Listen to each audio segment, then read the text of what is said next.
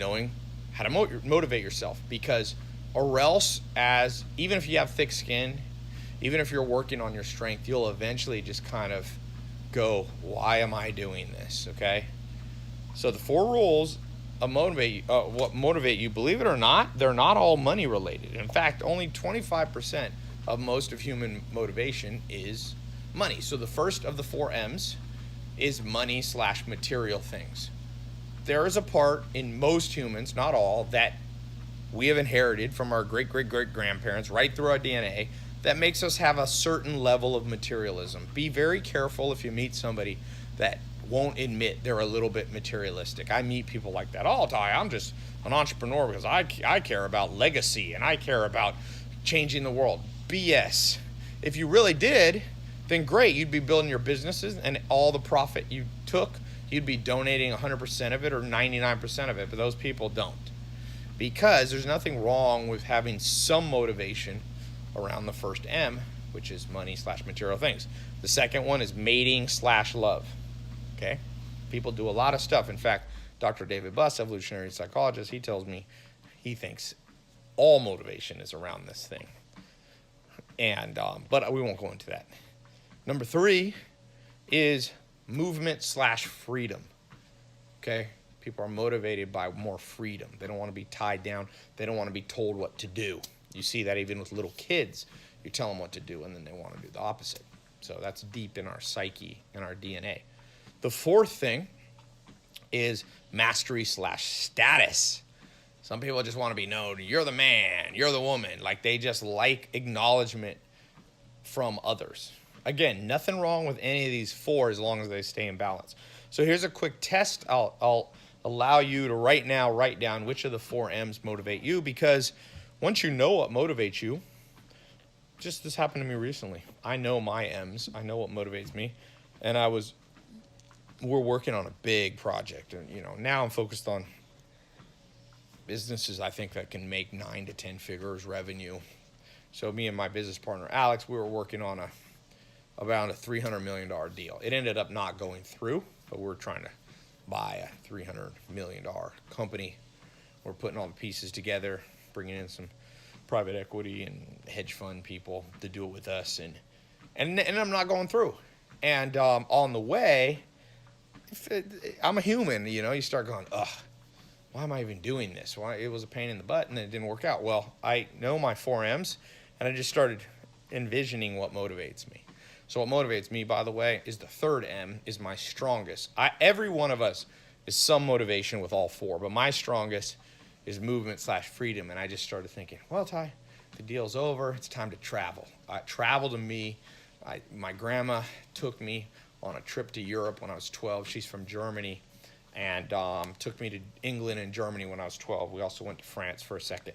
We got kicked out of France. I was 12 years old, and my grandma was like 80 or whatever, and this was back, France had this weird rule about HIV. If you didn't have an AIDS test at the time, you could not get in to France we were coming from England on a boat, like a ferry across the channel. My grandma's like, I'm 80 and Ty is 12. We probably are not high-risk candidates, but believe it or not, France set us back. So at that time, I've been to France since, but I wasn't able to go to France. My point being, my grandma put the travel bug into me at a very young age. And for sure, the main reason I become an entrepreneur is because I love the freedom. I worked a little bit as a 9-to-5 job when I was 16 at a company called Office America, like Office Max. They went bankrupt years later, but I hated it. I remember looking at my watch every day. I'm like, And I remember thinking, this has got to be the worst life ever, where all you do is look at your watch.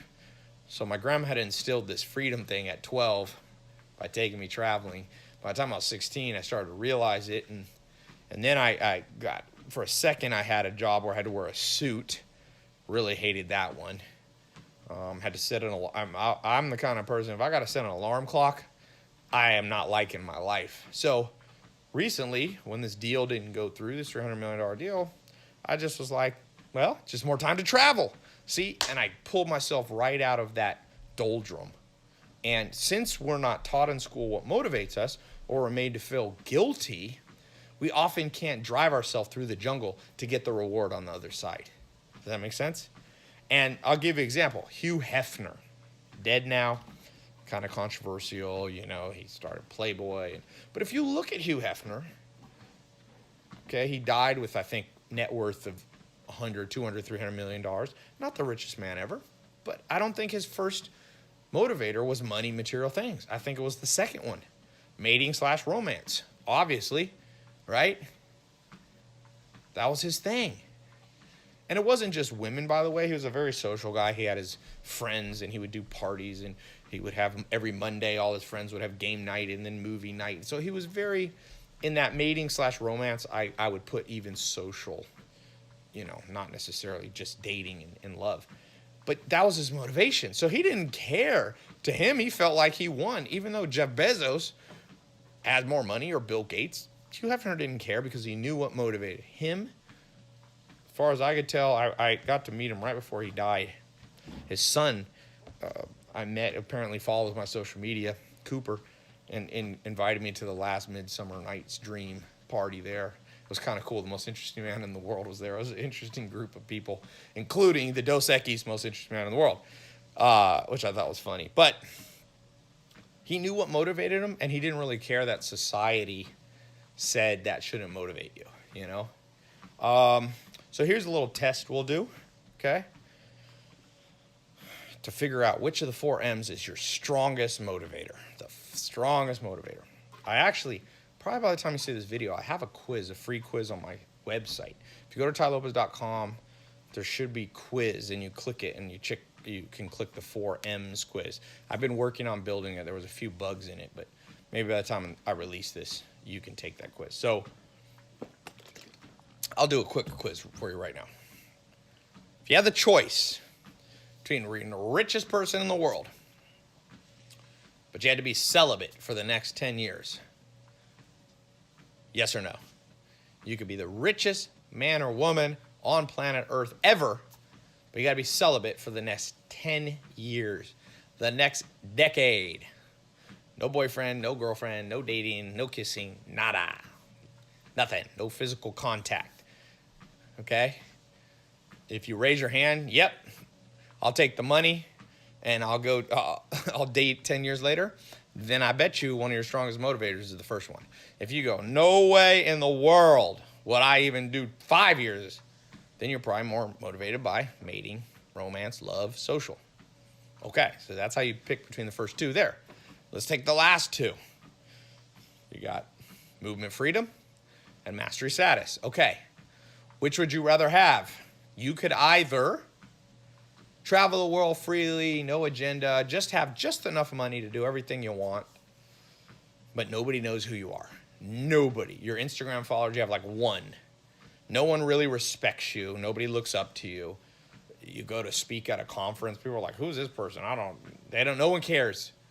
But you know yourself, and you got a little group of friends, and you're just enjoying life wandering. Or you can't leave your city for the next 10 years. You got to stay in one place, but you are the man. You are the woman. You got New York Times best-selling book. Your social media following is 20 million people.